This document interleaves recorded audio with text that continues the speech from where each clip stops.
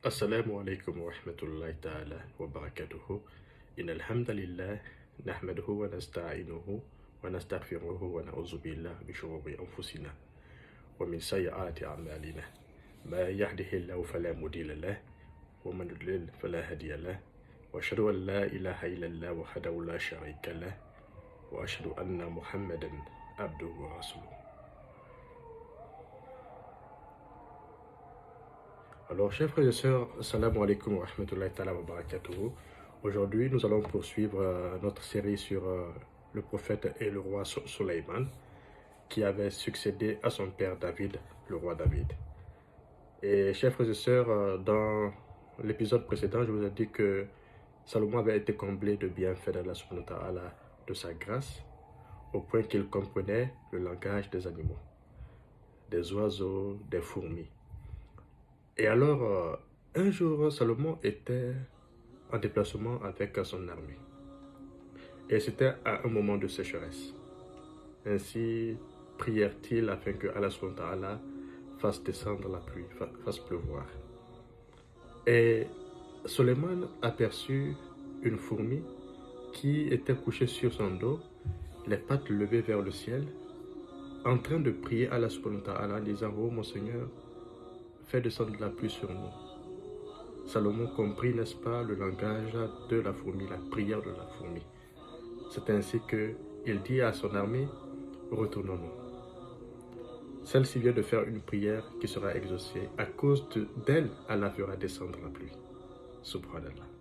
Chers frères et sœurs, dans le Saint-Coran, Dieu dit que toutes les créatures adorent Allah subhanahu wa ta'ala, toutes les communautés adorent Allah subhanahu wa ta'ala, que ce soit les hommes, les génies, les animaux, les insectes.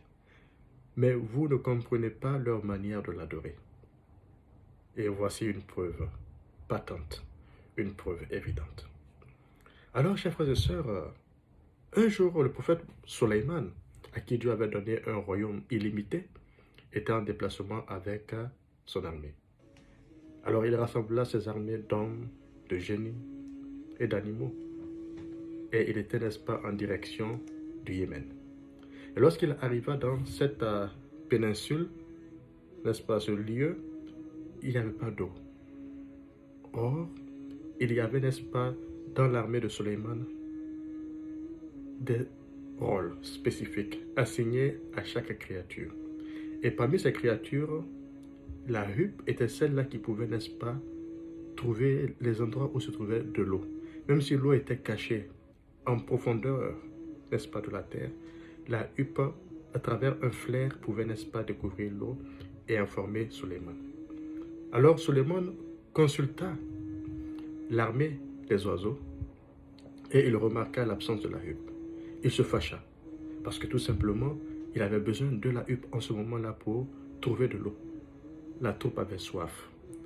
Alors il demande, mais il passa en revue les oiseaux. Mais où se trouve la huppe? Pourquoi ne vois-je pas la huppe? Alors il apprit que la huppe était absente. Alors il dit, alors il faudrait qu'elle me donne la raison de son absence. Si elle ne donne pas une raison sûre, convaincante, je la châtierai, je l'égorgerai. Ainsi Salomon se fâcha contre la huppe. Mes chers frères et sœurs, la huppe ne tarda pas. Elle revint rapidement. Et quand elle revint, les autres oiseaux, n'est-ce pas, se précipitèrent vers elle pour l'informer de la colère de Sulayman. Elle était très intelligente. Elle anticipa. Et dès qu'elle vint, elle dit à Salomon, le roi Salomon, il dit, je t'apporte une nouvelle qui, n'est-ce pas, fut dérobée à ton savoir, à ta connaissance, que tu ne connais pas. Que malgré ta sagesse, ta connaissance, tu n'as pas pu avoir accès à cette nouvelle, à cette information. Salomon était étonné. Aussitôt, il se calma pour vraiment écouter ce que veut dire la huppe. Alors, il calma ses sens. Et elle continua. Elle dit, je viens de Saba. C'est l'oiseau qui parle, chers frères et sœurs, dans son langage, et que Sulayman comprend très bien, puisqu'il fut, n'est-ce pas, initié au langage des oiseaux. Elle dit, je viens de Saba. Et je t'apporte de Saba une nouvelle sûre. J'y ai rencontré, j'y ai vu une reine qui règne sur son peuple. Elle règne de manière puissante, opulente. Et elle a un trône magnifique. Un trône magnifique. Mais ce qui m'a étonné est qu'elle l'adore avec son peuple soleil. Je fus très étonné de voir cela. Alors qu'à fortiori, elle aurait dû, n'est-ce pas, remercier Allah subhanahu wa ta'ala pour la puissance que Allah lui a donnée, ainsi qu'à son royaume. Mais au lieu, n'est-ce pas, d'adorer Dieu, elles adorent le soleil. Le diable, le shaitan, a enjolivé, n'est-ce pas, à leurs yeux, leurs actions. Ils sont égarés. Chers frères et sœurs, le langage de la rue, cette information de la rue, alors attira l'attention du roi Salomon, qui avait pour mission sur terre de faire prôner le monothéisme pur sur la surface de la terre. Alors là, ça l'intéressait. Toute sa colère se dissipa. Alors il dit, je veux voir si tu as dit la vérité ou si tu as menti. Alors Salomon a écrit une lettre et il dit, tiens ma lettre que voici. Repars à Saba, glisse la lettre, n'est-ce pas, où s'assoit la reine de Saba et mets-toi à l'écart pour voir sa réaction. Et c'est ce que la Huppe fit. Elle prit la lettre et elle se dirigea, n'est-ce pas, en direction de Saba qui était à 2 semaines, normalement de Jérusalem. Mais c'est un oiseau, elle est rapide. Et une fois arrivée à Saba, sur les instructions du roi Salomon, elle laissa, n'est-ce pas, tomber la lettre. Et aussitôt la reine prit la lettre, elle l'ouvrit. Et qu'est-ce que dit la lettre? C'est de Salomon. Et cette lettre vient au nom d'Allah, le tout miséricordieux, le très miséricordieux. Bismillahirrahmanirrahim. Ne sois pas orgueilleuse envers moi. Viens à moi, viens à Jérusalem en toute soumission, c'est-à-dire musulmane, soumise à Allah, subhanahu wa ta'ala. Et dès que la reine, n'est-ce pas, elle aperçut la lettre, elle rassembla aussitôt les dignitaires de son royaume, ses conseillers. Elle ne décida pas seule. Elle voulut que la décision, n'est-ce pas, fût collégiale et non individuelle. Bien qu'elle fût la reine, puissante, une souveraine respectée. Alors elle leur dit, je ne vais pas décider seule sans vous conseiller. Et lorsqu'elle a lu la lettre à ses conseillers, à ses dignitaires, elle leur a demandé leur avis. Et ceux-ci lui ont dit, nous ne sommes pas franchement doués dans les conseils. Nous sommes des généraux et nous avons une armée redoutable. Alors c'est pourquoi toi, on t'a confié la responsabilité. C'est toi qui es notre reine, notre souveraine. Décide ce que tu veux décider et nous allons obéir sur le champ. Telle était la réponse des dignitaires, des conseillers. Chers frères et sœurs. Aussitôt, la reine de Saba, Balkis, une très belle femme, une femme d'une beauté rayonnante, éblouissante, elle les écouta. Alors, elle a compris à travers leur réponse qu'ils voulaient partir en guerre. Aussitôt, elle changea, n'est-ce pas, le ton de sa voix, l'intonation de sa voix, et elle parla en ces termes, de manière conciliante. Elle leur dit, vous avez tort.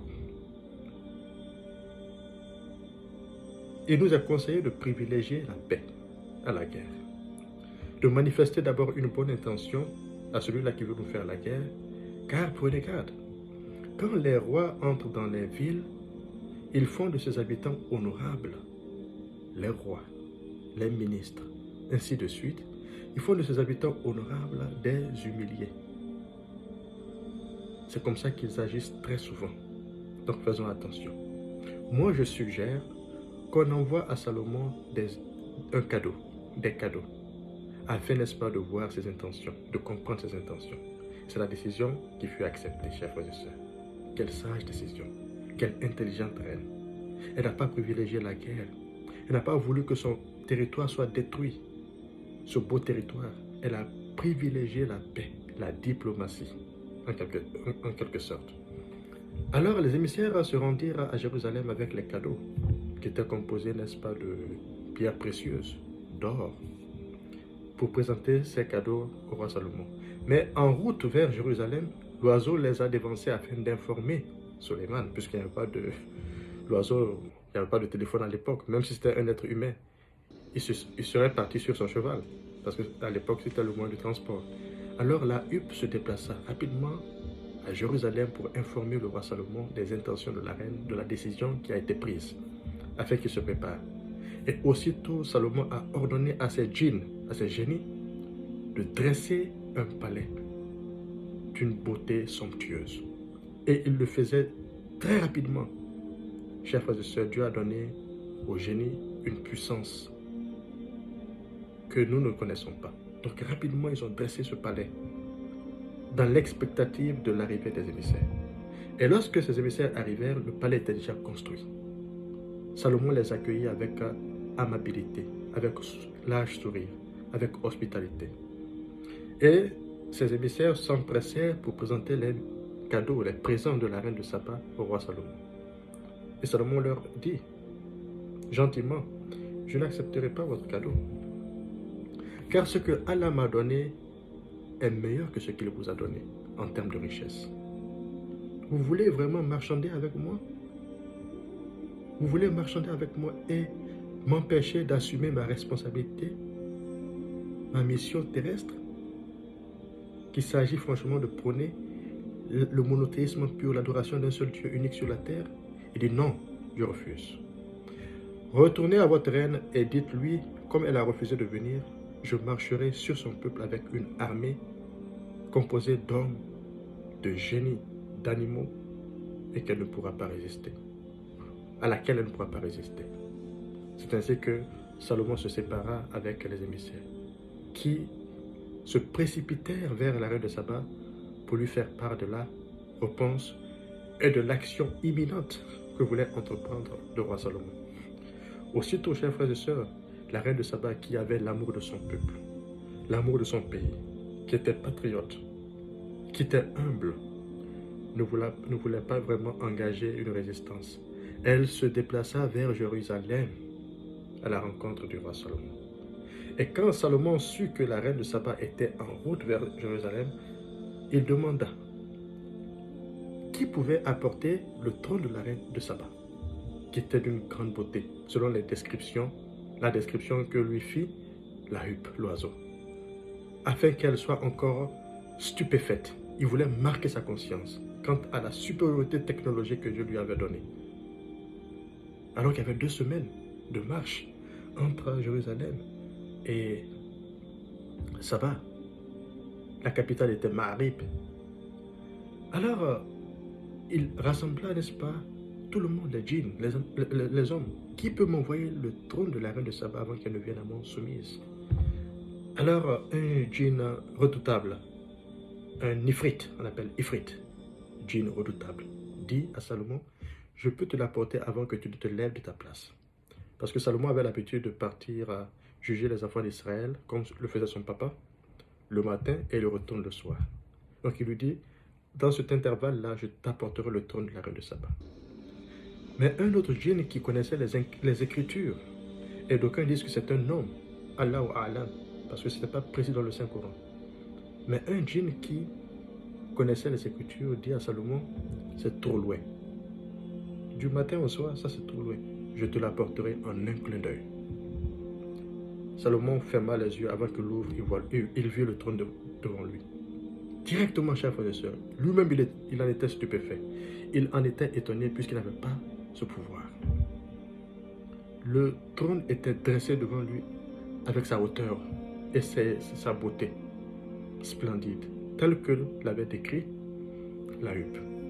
Ainsi, Salomon dit, mon Seigneur, vraiment, en me montrant cela, ce miracle, veut voir si je suis reconnaissant de sa grâce, de ses bienfaits, ou si je suis ingrat. Celui qui est reconnaissant envers Dieu est reconnaissant pour lui-même. Quant à celui qui est ingrat, Allah se suffit à lui-même. Et Allah n'a pas besoin de sa reconnaissance. Allah peut se passer de l'univers. C'est ainsi que Salomon remercie Allah pour sa grâce. Et lorsque la reine de Saba arriva à Jérusalem, elle vit, n'est-ce pas, son trône. Elle ne savait pas que c'est son trône. On lui demande, est-ce que c'est ton trône? Elle était très intelligente. Elle n'a pas dit, oui, c'est celui-ci. Bien qu'elle vit, n'est-ce pas, les caractéristiques de son trône, dans ses moindres détails, sa beauté. Elle dit, c'est comme s'il était. C'est comme s'il était. Ainsi, avant qu'elle ne vienne aussi à Jérusalem, Salomon avait donné l'ordre de construire une tour pavés de cristal qui échappaient à la connaissance de la reine de Saba et de son peuple, qui échappaient à leur civilisation, qui étaient étrangères plutôt à leur civilisation. Alors, lorsqu'elle est rentrée dans la tour pavée de cristal, c'était comme si c'était de l'eau, chers frères et sœurs. Alors que ce n'était pas de l'eau, c'était du cristal. L'eau était en bas. Il y avait des poissons qui, n'est-ce pas, étaient dans l'eau, comme si c'était de l'eau. Ensuite, le cristal était dessus. Alors, elle retroussa sa robe. Elle pensait, n'est-ce pas, que c'était de l'eau, donc elle allait se mouiller. Ensuite, on lui dit, ce n'est pas de l'eau. Mais c'est plutôt, n'est-ce pas, une tour construite avec du cristal. Aussitôt, elle comprit que Salomon était en avance sur elle.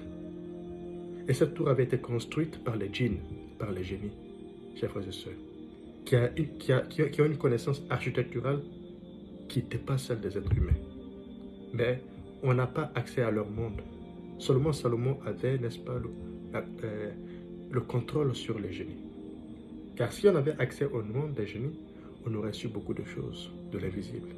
Mais ceux-ci travaillaient pour lui, sur son ordre, avec la permission de Dieu, faisaient toutes sortes de travaux pour lui, de construction, et d'une manière rapide et spectaculaire. Alors, dès que la reine de Saba réalisa vraiment que Salomon était en avance sur elle, qu'elle ne pouvait pas rivaliser avec lui plutôt, elle fit la prière que voici. « Ô mon Seigneur, je suis longtemps restée indifférente à tes bienfaits. Je suis longtemps restée de marbre face à tes bienfaits, ta miséricorde. Ô mon Seigneur, je me soumets à toi, musulmane, avec Salomon. Je me soumets à toi, Seigneur de l'univers. » C'est ainsi que l'histoire de la reine de Saba avec Salomon se termine dans le Saint-Coran. Alors, chers frères et sœurs, rapidement, il faudrait qu'on tire des leçons, n'est-ce pas, de cette belle histoire, afin qu'on l'applique dans nos vies. La première leçon, chers frères et sœurs, c'est de savoir, et ça c'est un conseil que je donne, n'est-ce pas, non seulement au niveau individuel, mais aussi étatique, c'est-à-dire l'État. Chers frères et sœurs, privilégions la diplomatie. Donnons toujours une chance à la diplomatie, au dialogue. Faisons toujours recours au dialogue avant de passer, n'est-ce pas, à l'affrontement. Et cette leçon que Allah subhanahu wa ta'ala nous donne à travers cette histoire, parce que c'est Dieu qui parle, donc Dieu approuve ce procédé. Dieu nous parle de la diplomatie, en quelque sorte. Il veut nous dire par là que de toujours privilégier le dialogue. Lorsqu'il y a la guerre entre deux peuples, deux cités, deux pays, il faut toujours privilégier le dialogue, la paix. N'acceptez jamais en tant que dirigeant qu'on fasse irruption dans votre pays, puisque l'envahisseur détruira votre pays. Alors, en fin de compte, qui va perdre? C'est vous qui allez perdre. C'est votre population qui va perdre. Et en ce moment, d'ailleurs, il y a un conflit que vous connaissez déjà en Europe. Donc, ce conflit-là est une illustration parfaite. Le fait d'avoir permis au pays que vous connaissez d'attaquer l'autre pays. Mais ce qui aurait été mieux est qu'il y ait la diplomatie, afin vraiment de ne pas détruire le pays. Et c'est ce que fit la reine de Saba. Elle privilégia la diplomatie, au point même qu'elle est partie à Jérusalem. Pas parce qu'elle a peur, elle pouvait, n'est-ce pas, passer à l'affrontement, mais elle a mis en avant l'intérêt supérieur de sa nation et de son peuple, pour ne pas succomber, chers frères et sœurs, dans une guerre sanglante. En fin de compte, qui va mourir? Son peuple. Et elle-même, elle risquerait de perdre son autorité, son pouvoir. Mais en agissant avec intelligence, elle n'a pas perdu son pouvoir. Elle est partie à Jérusalem et après elle s'est retournée à Saba pour continuer sa royauté. Ça, c'est le premier conseil, chers frères et sœurs. Et le deuxième conseil, chers frères et sœurs, c'est de savoir, comme vous le savez, Allah subhanahu wa ta'ala a créé plusieurs créatures. Allah subhanahu wa ta'ala a doté l'être humain d'un savoir. Chers frères et sœurs, respectons toutes les créatures de Dieu. Respectons la nature. Imaginez-vous une fourmi qui prie Allah subhanahu wa ta'ala afin que Dieu fasse descendre la pluie. Beaucoup de choses comme ça peuvent se passer sans que nous ne sachions. Chers frères et sœurs, c'est en cela que être bienveillant envers la nature, envers les animaux est vraiment, n'est-ce pas, une source de bénédiction, puisque Allah subhanahu wa ta'ala est le créateur de toutes choses. Ne minimisons pas ces créatures. Prenons soin de ces créatures. Soyons bienveillants envers elles. Soyons miséricordieux, afin qu'on attire de Dieu sa miséricorde. Il y a une femme qui rentra au paradis parce que tout simplement elle a abreuvé un chien. Elle a été bienveillante envers un chien. Le chien avait soif, elle a pris sa paire de chaussures, elle a puisé du puits de l'eau afin de l'abreuver. Pour ça, Allah accorda le paradis à la femme. Donc, chers frères et sœurs, respectons toutes les créatures d'Allah subhanahu wa ta'ala. Bien que Dieu ait élevé l'être humain au-dessus de ces autres créatures, mais respectons les créatures de Dieu. Nous sommes tous ces créatures, afin que Allah subhanahu wa ta'ala nous fasse miséricorde. Celui qui fait miséricorde à la créature de Dieu, Allah lui fera miséricorde. Et Allah va lui doter de savoir auquel il ne s'attendait même pas. Donc ça c'est le conseil, le deuxième conseil. On se dit, n'est-ce pas, à la prochaine pour la suite de l'histoire de Suleiman. Salam alaikum wa rahmatullahi ta'ala wa barakatuh.